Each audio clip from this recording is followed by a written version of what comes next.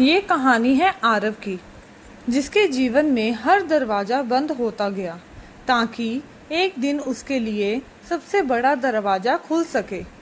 आरव एक बहुत ही प्रतिभाशाली और जुनूनी आर्टिस्ट था।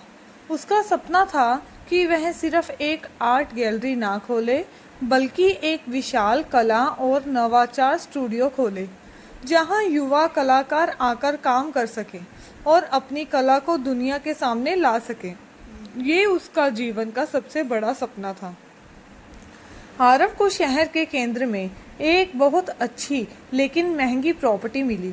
वह जानता था कि यही वह जगह है जहां उसका सपना हकीकत बन सकता है। आरव ने तुरंत उस प्रॉपर्टी को खरीदने और अपने स्टूडियो के लिए जरूरी सामान जुटाने के लिए एक बड़े बैंक में लोन के लिए अप्लाई किया। उसने बहुत उम्मीदें लगाई थी। उसने सोचा कि उसका प्लान इतना बेहतरीन है कि लोन तुरंत पास हो जाएगा। लेकिन एक हफ्ते बाद बैंक से फ़ोन आया, आपका लोन आवेदन नामंजूर कर दिया गया है। आरव टूट गया। उसने दूसरे बैंकों में कोशिश की, लेकिन हर जगह से उसे एक ही जवाब मिला, माफ़ करना, आपके पास ज़रूरी सिक्योरिटी नहीं है। पूरा एक साल ऐसे ही निकल गया। एक एक दरवाज़ा उसके लिए बंद होता गया। आरव को लगने लगा कि भगवान उसकी सुन ही नहीं रहे हैं।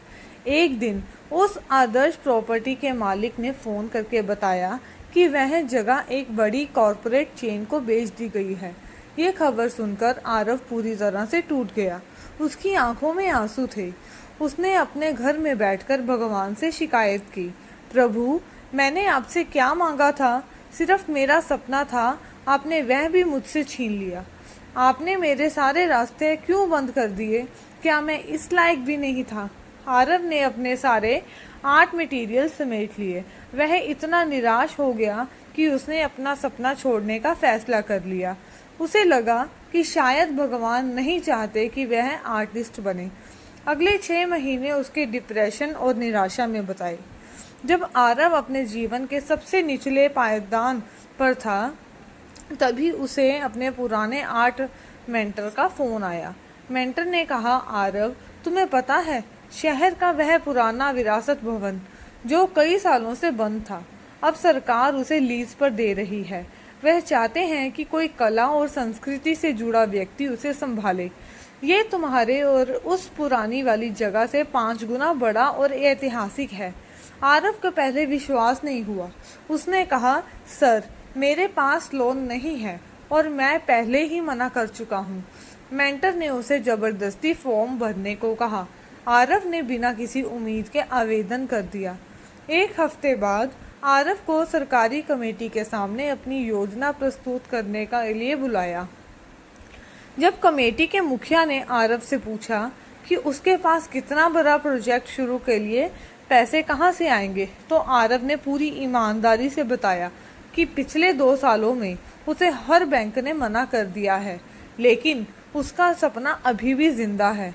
कमेटी के मुखिया ने मुस्कुराकर कहा, मिस्टर आरव, हमें आपकी ईमानदारी पसंद आई।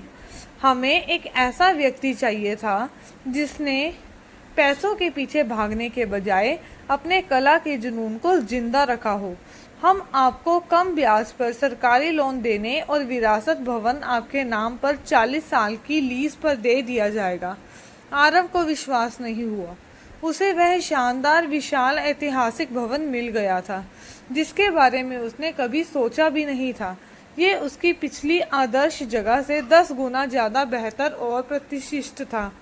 जब आरव अपने नए भव्य स्टूडियो के बीच में खड़ा था, तब उसे एहसास हुआ कि उसने आसमान की तरफ देखा और महसूस किया कि उसे पिछले 2 सालों से क्यों रोका गया था।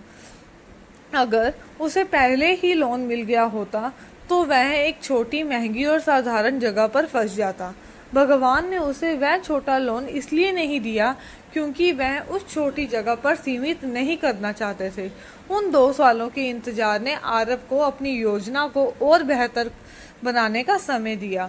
उसे सरकारी नियम और शर्तों के लिए सही उम्मीदवार बनाया। उसे एक ऐसी अनमोल प्रॉपर्टी दी जिसे पैसे से खरीदा नहीं जा सकता था।